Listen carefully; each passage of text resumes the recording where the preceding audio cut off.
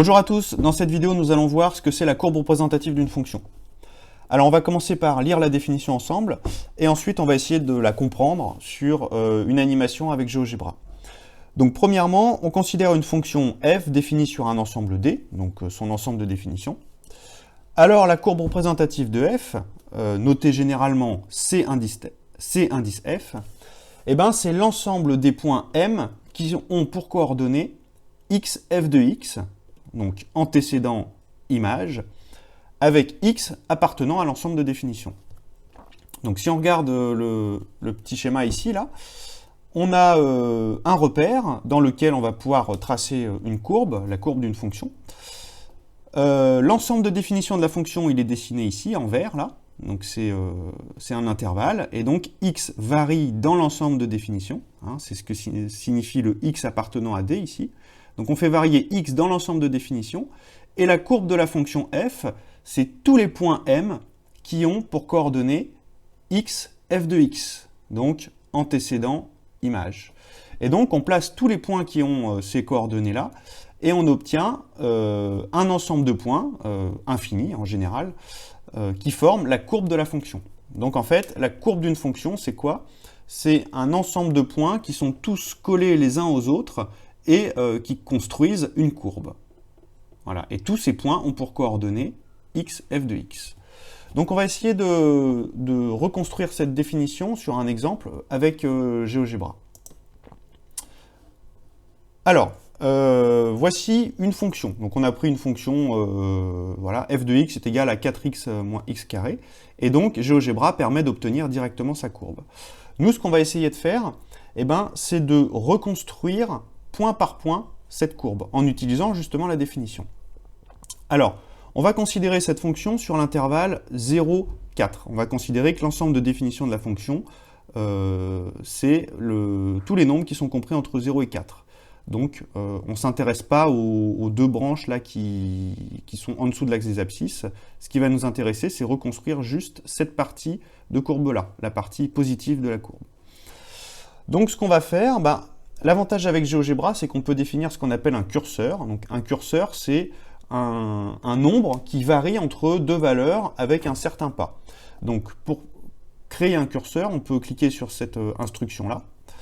Voilà, et ensuite on clique sur la fenêtre graphique quelque part. Donc voilà, ça nous ouvre une fenêtre. Et donc le curseur, il peut être donc soit un nombre, soit un angle, soit un entier. Donc nous, on va choisir un nombre qu'on va appeler A et qu'on va faire varier dans l'ensemble de définition de la fonction, donc c'est-à-dire 0, 4. Voilà, donc ça veut dire que A va varier entre 0 et 4. Et donc l'incrément, c'est le pas, c'est-à-dire de combien en combien on va aller. Donc nous, on va choisir d'aller de 0,1 en 0,1. Donc voici notre curseur, il est créé ici. A peut varier entre 0 et 4, et il varie par pas de 0,1.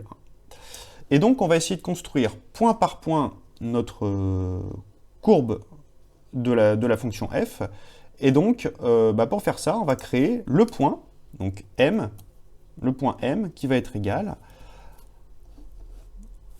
à, en abscisse, on va mettre le curseur A, puisque c'est l'antécédent, d'accord? Donc on fait varier A entre 0 et 4, donc voilà, son abscisse ça va être A, et son ordonnée ça va être f de A, hein, puisqu'on a dit que donc il faut mettre une virgule ici, f de A.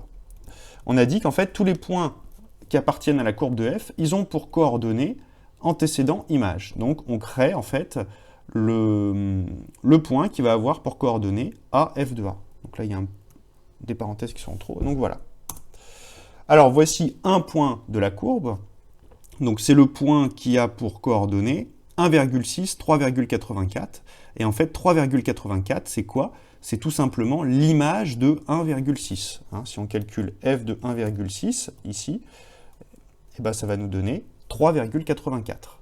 Voilà. Donc ce point-là, il a pour coordonnées 1,6, f de 1,6. Et donc, ça marche avec n'importe quelle valeur. On peut faire varier le curseur. On prend par exemple a est égal à 3,3. C'est pareil. Le point de coordonnées 3,3, f de 3,3, il appartient à la courbe. Et donc, on peut, comme ça, reconstruire la courbe de la fonction. Donc pour ça, en fait, on fait un clic droit sur le point M, et on va sélectionner l'instruction « Afficher la trace ».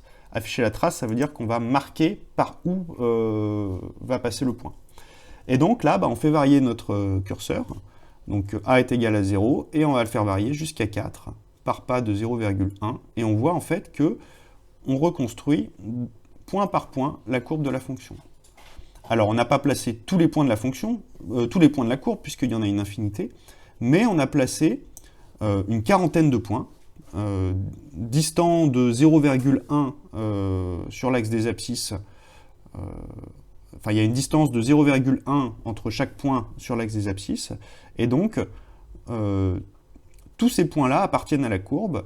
Et en fait, si on voulait, on peut être plus précis, on peut prendre un pas par exemple de 0,01, dans ces cas-là on aura plus de points, et donc on aura un tracé encore plus précis de la courbe. Mais si on voulait avoir vraiment la courbe en entier, il faudrait tracer une infinité de points, placer tous les points qui ont pour coordonnées f de x pour les valeurs de x compris entre 0 et 4. Bien, donc en conclusion là, de cette animation, on a dit en fait que la courbe d'une fonction, c'est tous les points qui ont pour coordonnées antécédent image, avec l'antécédent qui varie dans l'ensemble de définition. Alors, deux remarques. Un point M appartient à la courbe de f, si et seulement si l'image de xm, donc l'image de l'abscisse du point M, est égale à l'ordonnée du point M. Bah oui, parce qu'en fait, on peut prendre un point au hasard. Là, par exemple, si on prend le point 1, 3, eh ben, ce point, il appartient à la courbe. Et pourquoi il appartient à la courbe? Tout simplement parce que l'image de 1 est égale à 3. Donc, le point de coordonnées 1, 3 appartient à la courbe si f de 1 est égal à 3. Si on prend par exemple le point 1, 4, lui, il n'appartient pas à la courbe. Pourquoi? Parce que l'image de 1, elle est différente de 4, puisqu'elle est égale à 3. Et enfin, donc on va voir que pour tracer la courbe représentative d'une fonction, on peut utiliser la calculatrice. Donc il y a un certain nombre de fonctions sur la calculatrice qui permettent d'obtenir facilement le tracé de la courbe. C'est la fin de cette vidéo, merci de l'avoir visionnée. Tu pourras trouver davantage de ressources sur ma chaîne ou sur mon site internet www.zmat.net. À bientôt!